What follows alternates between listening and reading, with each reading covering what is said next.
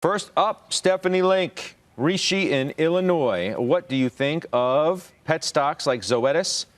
Zoetis. I love Zoetis.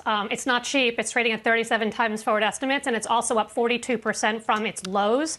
So I would wait to see a pullback, but I think you can see upper single-digit revenue growth for the foreseeable future. I think when we normalize, you'll see double-digit earnings. They have margin expansion. And oh, by the way, the FDA just approved a pill that prevents parasites for dogs for this company.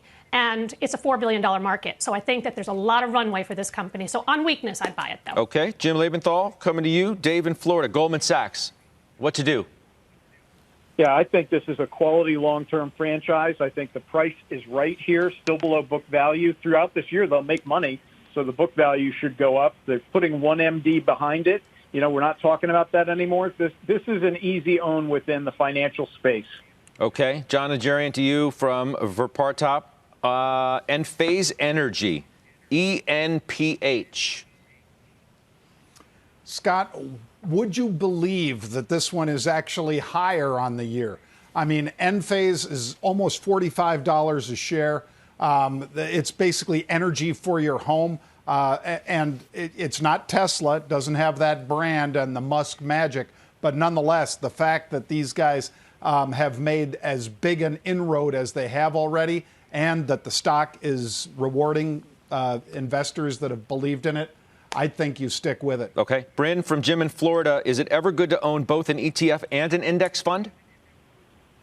Well, good question. I think it's a structural issue, right? So a fund is going to have pricing one day. It could have higher expenses versus an ETF trades all day long. I think if you want to invest in indices, the trend is to create new ETFs. And so I think you're going to have a lot more selection looking at ETF indices that track versus mutual fund indices.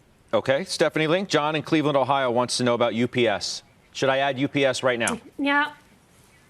Yeah, I actually would. You have to have patience. The quarter was disappointing only because they've got exposure to the small and medium business segment, right? So if you believe that we're going to gradually reopen and then eventually we totally reopen their business, their cash flow, their earnings should come back. In the meantime, the stock's down 25% from its high. It has a 4.3% yield. It trades at 13 times forward estimates. By the way, that yield is very well covered, very strong balance sheet. So I like this one a lot. This is the one I've actually been nibbling on most recently. Okay, Jimmy, Mike in Utah.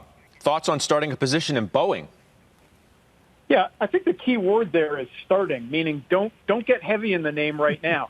The flow of news is heavy in both the positive and negative direction. The financing from Friday takes near-term risk off the table, but still the 737 MAX issue looms out there. You know, the plane, they wanted to fly it in May. That's not going to happen. Maybe August.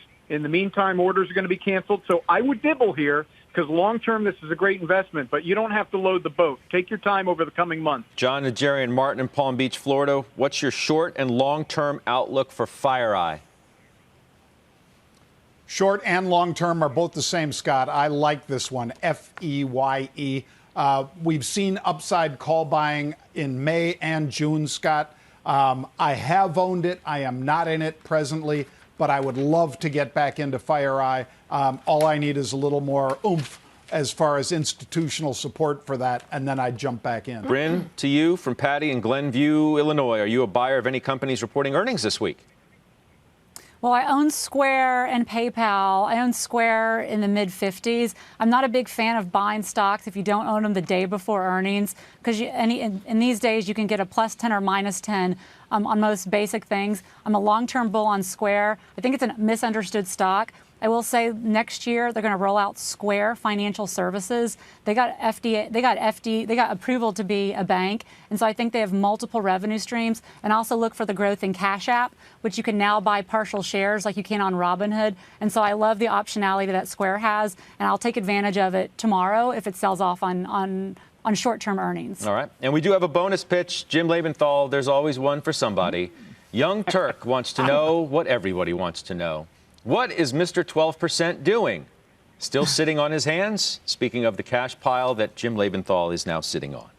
Yeah, well, it is a good question, isn't it? Look, maybe the 5% decline from midweek last week to yesterday, maybe that's it.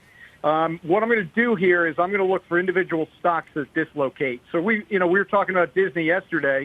If that thing goes below 95, I think I'll deploy some cash there. Qualcomm, if that gets down into the high 60s, I'll deploy there. So it's going to be stock by stock as I put that to work. The Oracle and the farmer hanging out in cash, Yeah. looking And for opportunities. Apparently I've got a face made for radio, Scott.